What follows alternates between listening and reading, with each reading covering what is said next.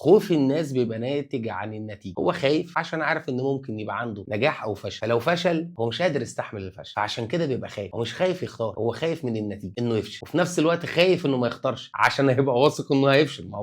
ما غيرش. عارف كده في حاجة في الفيزياء معروفة اللي هو لكل فعل رد فعل ومساوي له في القوة عكس منه في الاتجاه. هي الفكرة كلها إن أنت عشان تعمل أي فعل لازم ليه رد فعل، فالناس عارفة إن هو لو اختار هيبقى فيه رد فعل بناء عن الفعل بتاعه، وهو يا ينجح يا يخسر. الناس خايفة تخسر، الناس بتحس إن الخسارة هو السبب فيه، وهو اللي فشل نفسه، وهو اللي هيبقى لازم يشيل ده. بالعكس، هو ليه مكبر الموضوع؟ عادي، هتنجح وهتفشل وهتنجح تاني، وهتفشل نص فشل وهتنجح نص نجاح، وساعات مش هتنجح ومش هتفشل، ولكن كل ده بما انك اتحركت على الطريق فانت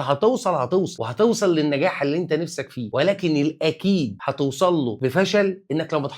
اتحركتش انت في النقطه صفر، مفيش اي فعل منك، فبناء عنه مفيش اي رد فعل من الدنيا، لا بنجاح ولا فشل، تفضل كده عامل زي التلج، زي ما هو موجود ثابت ما بيتحركش.